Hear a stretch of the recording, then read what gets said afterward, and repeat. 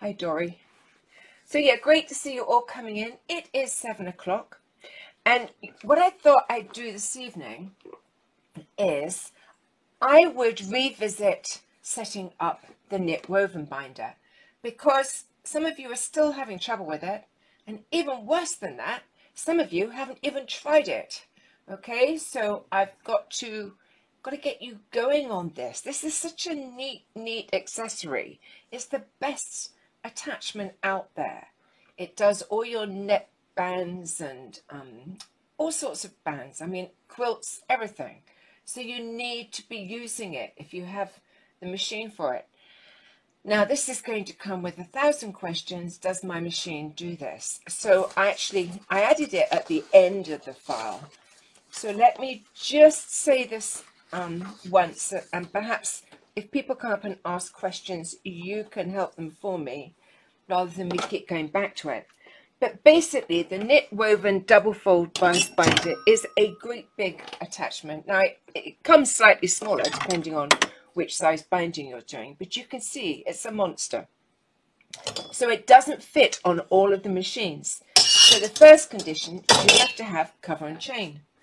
Okay, but even if you have cover and chain, it may be that there just isn't room in the front of your machine to fit this binder on. So let me just say this, it will work on a lot of serges, and I'm just listing the baby locks, otherwise I'll be here all night. It will work on the Triumph, the Ovation, the Euphoria, the dedicated cover and chain stitch machines, okay, for the baby locks. And if you have the Accolade Evolution, you can buy extension tables that will allow you to put the binder on. Now, these come from Sweden. There's a link to it in my file. It's a long, complicated address, so you need to go into my file. It could be, I can post it into this group later. It's in this group. You just got to search for extension tables. Now, if you have the Bernina 890, I know your binder is coming. And certainly there's a lot of different binders. And I want to add too that there's some very clever people out there that use putty and duct tape to attach binders. Okay, so don't write yourself off. If your machine doesn't actually have one that fits, it's either coming or you can perhaps attach it somehow. Okay, remember, you need cover and chain. So I think what I want to say is that I like it when the machine's actually capable of holding the binder because it needs to be very secure. So let me turn you onto the machine and we'll just have a look at the binding, and I will show you my Halloween jacket towards the end. It is actually the Stacy jacket from I'll show you now, Style Art Patterns, and we did it as a class. It's still available as a class. It's different to this, the class one. It's done in K facet fabric, and I actually have that one right here. And as you can see, I have yet to finish it, but it was a fun jacket, and we backed it with a heavier, I think Taylor Fuse from Palmer Plesh, which turns a cotton into more of a bodied fabric. But this is my Halloween jacket. I love Halloween prints, and I don't know what the back. Oh, it's all patterned, isn't it? It's all different fabrics, so quite fun. And this is the Style Art Stacy jacket, and I lengthened it because I wanted a longer jacket. Okay, the original one in the pattern comes with a waist band on it, and I wanted something longer. So let us move on to this binder and let's really look at it. And I've shown you how to attach these binders, and some of you are still struggling, so I thought we'd revisit it and I'd try a slightly different approach. So let's hope this works. Let's turn you on to the machine.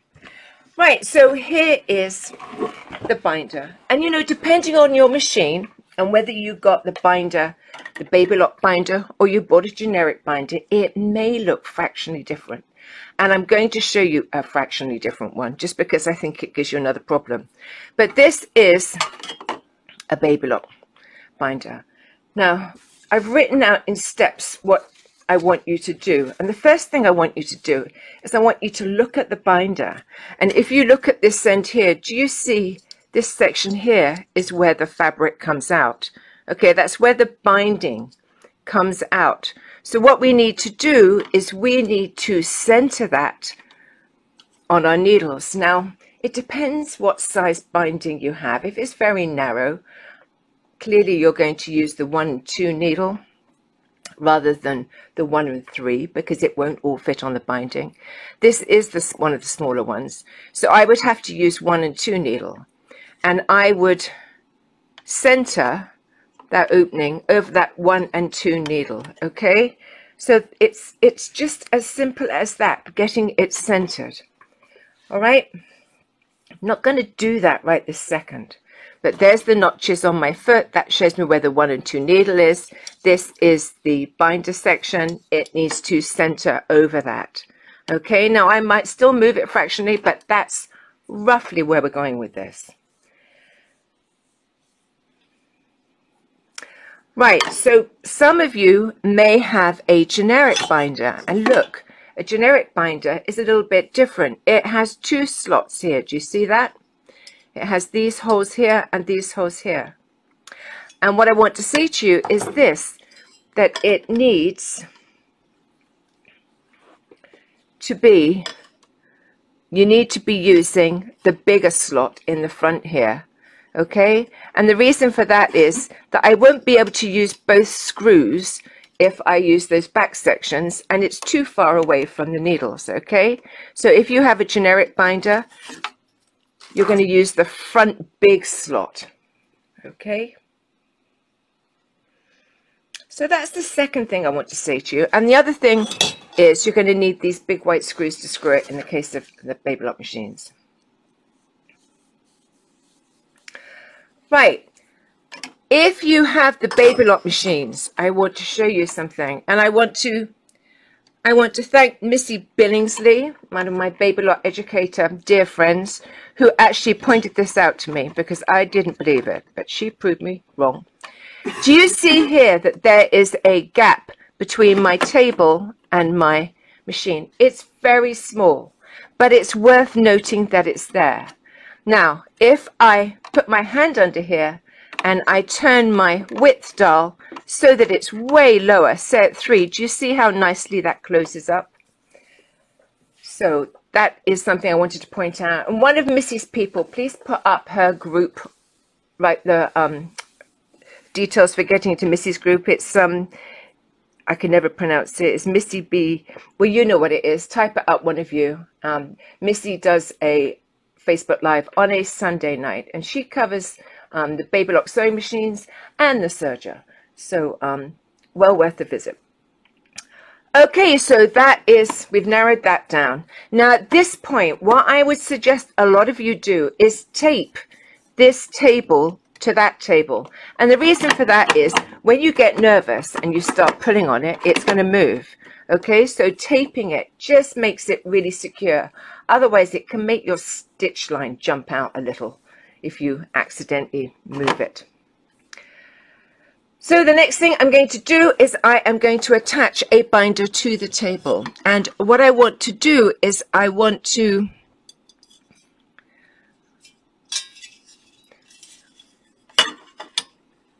make you very aware of this. Okay, this is my binder. It's going to go on these screws. Now, even if I put it on the screws, you'd just be amazed at how crooked it can go. All right. So a lot of you say to me, oh, I was stitching and my binding came out. How do you stop your binding coming out from under the foot?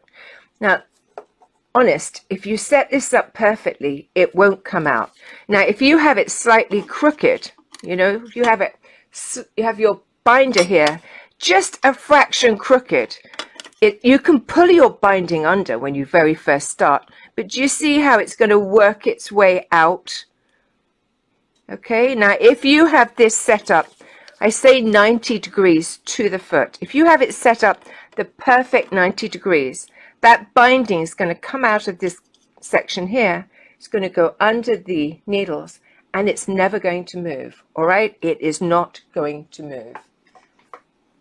So for those of you that say my binding keeps moving, there's several things to look at. The first one is that your binder is absolutely 90 degrees to the foot. And you can see here that it's got to be 90 degrees. The second thing is to make sure that you've actually got it located, centered on those needles. And the third thing is to make sure that you've cut your strip the right size, okay? Now, somebody said the other day, oh, Deb always says to cut it smaller. I don't say to cut it smaller, okay? I don't, honest. Just let me see which fabric I have. Okay, I think it's this one. Right, so here I am. I'm going to set my machine up. I'm going to put my screws in. Now, I'm going to tell you something else. Generally, I like to have it so that this little curve here just shows the crack between my two tables, okay? That's always a starting point for me. Now, I might well move it from there, but that's where I start. So I'm putting my screws in, and I need to make sure this is absolutely 90 degrees to the foot.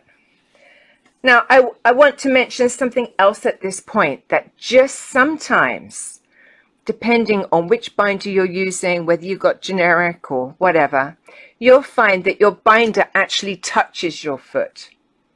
Okay, and I am using my regular foot, and some people like that better. I quite like my chain foot, and my chain foot is narrower. So my foot was actually touching my binder. Not hugely so, but enough that I noticed it. But if I use my chain cover foot, there's a little bit of a gap between them. Now, sometimes it's good not to have a gap. So, you know, just be aware that if you can't get your binder exactly where you want it because of the foot, use a different foot. Okay, I'm just going to have a quick look at questions. When you say centered, do you mean looking at the entire oval opening should be centered between the two needles? Yes, or the three needles. I'm actually using 1 and 3. So that oval, let me put the fabric in and then we can see it. Let me just remember which fabric I did for which. Right, this is it. Right, so I'm going to put this knit fabric in. I've got the, of course, you know, I don't know if I've set it up to perfection until I test it. But here I have it. Now I'm going to put my fabric in. Don't push it, okay? Pull it. So I'm going to just push it down to there. And as soon as I can pull it, I'm going to pull it. I'm going to make sure that it doesn't get all creased up. I've got it the wrong way around, sorry. It's solid fabric and I didn't notice. Right. So I have the wrong side facing me.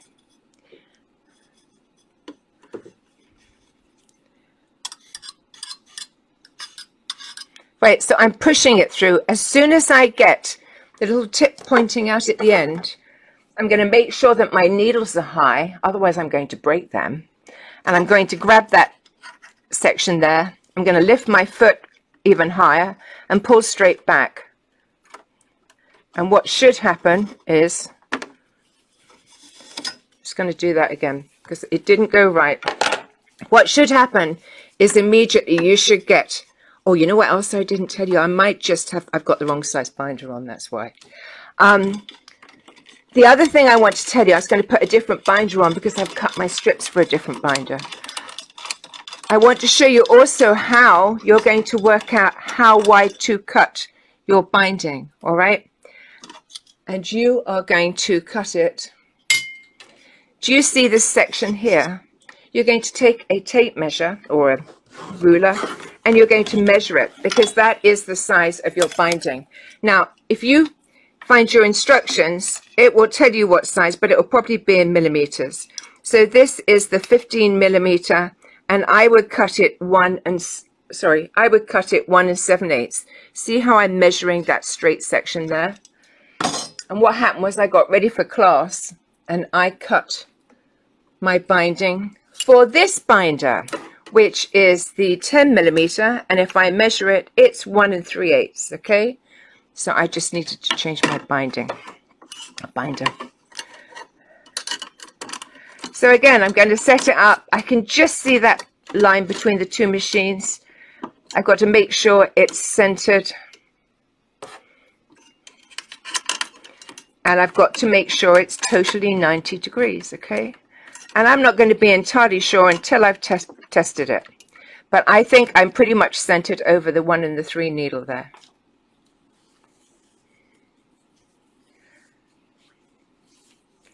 So I'm going to take the wrong side. The wrong side's facing me.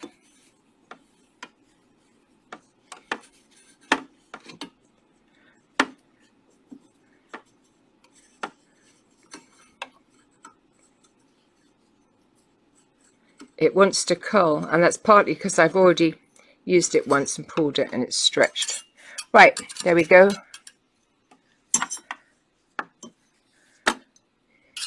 Going to slide it along, and as soon as I see that tip poking out, I'm going to grab it and I'm going to lift my foot and pull straight back. And do you see here how it's folding under on both sides? That's because I'm using the double fold bias binder. So I need it to fold back on both sides. Right, let's have a look and see how I did. I'm going to hold up my binding here. This isn't really a lesson on how the binder works. It was just really to set it up. And I'm glad to say it is to perfection. I'm not going to do loads of it. I'm just going to cut this bit off.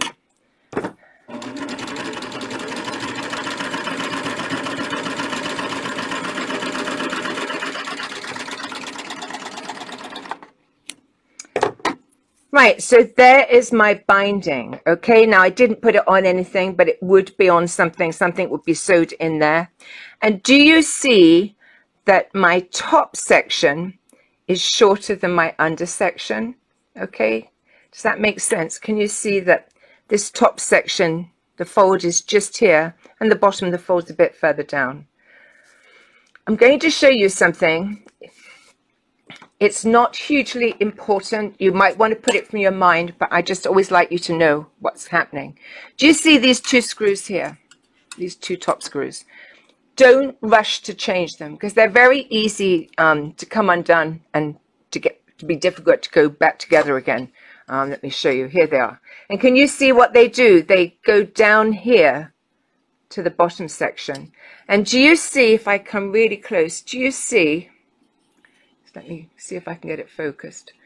There's a little tip here and a tip there.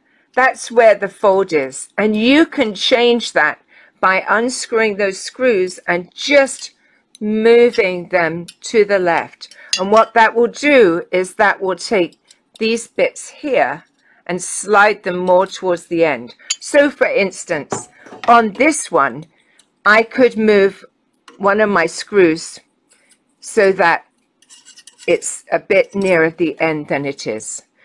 And I'm only telling you that just for your information, but my best advice to you is it's such a minuscule move, and if you undo these, they can be hard to get done up again, and all they're going to do is fractionally move these end bits here. Okay, so that was just for your information. As I said, don't rush to experiment with it. Think about it before you do it. I moved mine. It took me 10 minutes to get it back together again. Okay, so that was understanding the top screws. Okay, I'm just going to give it a few minutes answer, and then I'm going to show you how to put a piece of paper in to make it into a single binder. Okay, we have double binders and we have single binders. Do we? And I'm sure we have 1,000 questions. Can you reposition the binder? Yes, absolutely. If it's not working to perfection, then you're going to shift it fractionally, left or right. Just make sure it's 90 degrees to the foot as well, because I think that's more the reason why when you tell me that your binding is coming out from under the foot, I think it's more because the binder isn't 90 degrees than it necessarily is that it's not centered on the stitching, on the binding. So yeah. So the next thing to say is a lot of people feel that the double fold bias binder gives you 2 edges where it folds back on itself. So it tends to make it just a fraction thicker than some of you would like. And the advantage of a single binder is you would just get rid of 1 layer, which may help you on your shoulder. And this is a whole different subject, and we'll perhaps approach it another time. I have covered it once. So how to make it thinner. Well, how to make it thinner is to use a single fold bias binder, a knit woven single fold bias binder, which is going to leave one side not doubled up, so fractionally thinner. So rather than go rushing to buy the single fold bias binder, what you can do, let me move you onto my computer again.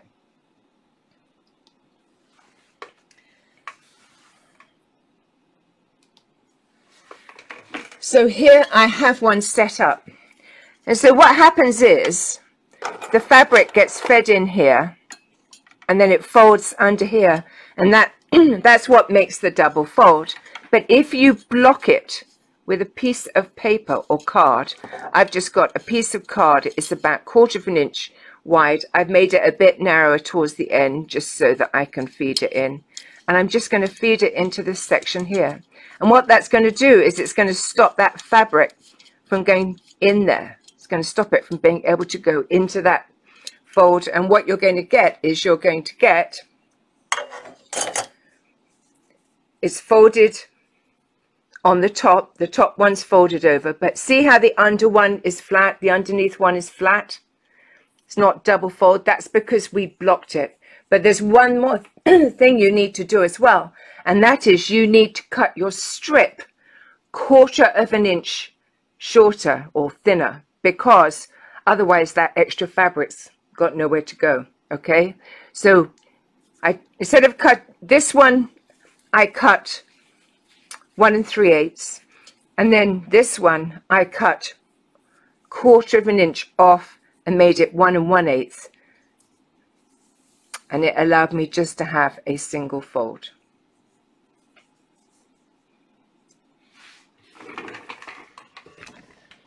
Okay.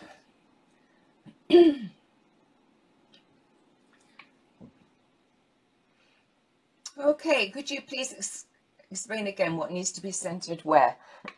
Okay, I'm going to show you one more time. Okay. Right. This is where the binding comes out on itself, okay? That's where it comes out. So that area here, this area here, needs to be centered over these needles, okay? Whichever needles you're using. I'm using 1 3. And you need to center this section here over the needles. Now, it's not the end of the world if you don't get that right, because guess what? As soon as you do your practice sew, if it's not centered, then your stitches aren't going to go on your binding, okay? So you're going to find that out. So I think you've asked that a couple of times, so I don't want you to worry about it, because it's kind of an obvious thing. Once you get sewing, that is going to say, hey, you've missed me, I'm the binding, you know? So you don't have to worry too much of that. And at that point, you can shift it again. You can move it till you get it right. I think the bigger mistake is happening with a lot of you with it not being 90 degrees. Is that all knit fabric? How do you control the rolling on your knit fabric? I press it, steam it, leave it to dry on the ironing board, and make a point of not pulling on it. It's when you pull on it that it rolls.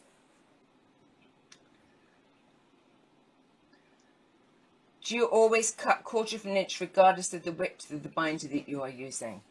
That's a good question. I think 1/4 of an inch would probably be right. This is like, let me understand. Don't think, because it's so easy for you to mishear me. When you're using the double fold knit woven binder, you're going to cut the strip the size that I taught you, of that measurement. But when you hack it and put the paper in it to make it into a single fold binder, you need to cut your strip 1/4 of an inch narrower. And that's because we don't need that extra 1/4 inch of fabric that folds over, okay? So somebody said, would I do that for all the binders? Well, that would certainly be my starting point, okay? I think once you've run it, again, it's always practice. You practice, see if you need to cut less or more. So, how is the machine set up? The machine is set up for cover stitch, and I'm using chain needles 1 3, or I did. If you had a narrow binding, you might use 1 and 2. I have never use 2 and 3, okay? I just use 1 and 3 if it's a narrow binding. But I use 1 and 3 for the wider bindings. You'd be surprised how much stitch you can get on. I was using the 10mm binder, and I got the wide cover stitch 1 and 3 on. Okay, so let me just tell you a few other things. I told you about the which machines and the table. Remember the written files in my group.